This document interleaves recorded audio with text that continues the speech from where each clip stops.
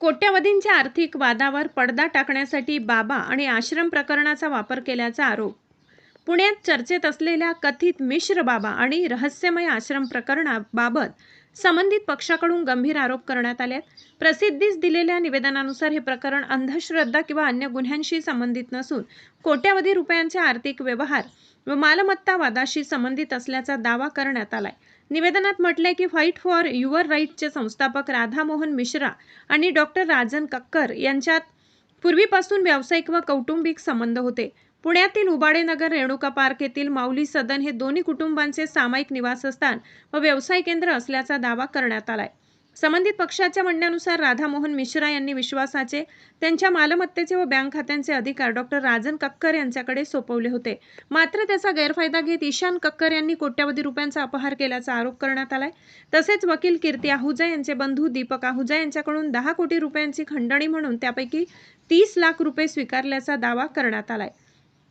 या आर्थिक व्यवहारांबाबत वाद निर्माण झाल्यानंतर राधामोहन मिश्रा यांनी मुखत्यार पत्र रद्द करून वकील कीर्ती आहुजा यांची नियुक्ती केली. त्यानंतर कक्कर कुटुंबाविरोधात वसुली आणि दिवाणी दावा दाखल करण्यात आल्याचेही निवेदनात नमूद करण्यात आले.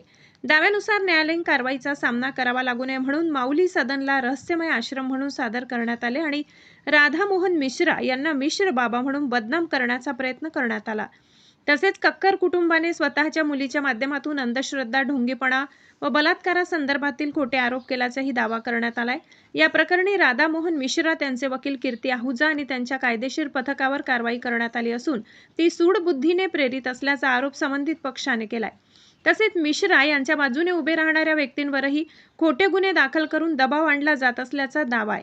दरम्यान या प्रकरणातील आर्थिक व्यवहार, दिवाणी दावे, बँक व्यवहार आणि संबंधित सर्व बाबींची निष्पक्ष व सखोल चौकशी करण्यात यावी अशी मागणी करण्यात आली आहे. तसेच प्रसार माध्यमांनी प्रकरणाच्या सर्व बाजू पडताळूनच वृत्तांकन करावे असे आवाहन करण्यात आले आहे. टीप: या वृत्तातील सर्व आरोप व दावे संबंधित पक्षाने प्रसिद्धीस दिलेल्या माहितीनुसार मांडण्यात आले आहेत. या आरोपांची न्यायालयीन अथवा अधिकृत चौकशीत अंतिम पुष्टी झालेली नाही.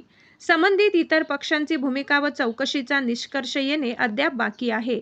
माधव न्यूज महाराष्ट्र, संपादक सुरेश पोटे. इतकंच. अशा आणखी महत्त्वाच्या बातम्या पाहण्यासाठी आमच्यासोबत जोडलेले रहा. आमचा व्हिडिओ लाईक, शेअर आणि चॅनल सबस्क्राईब करायला विसरू नका. धन्यवाद.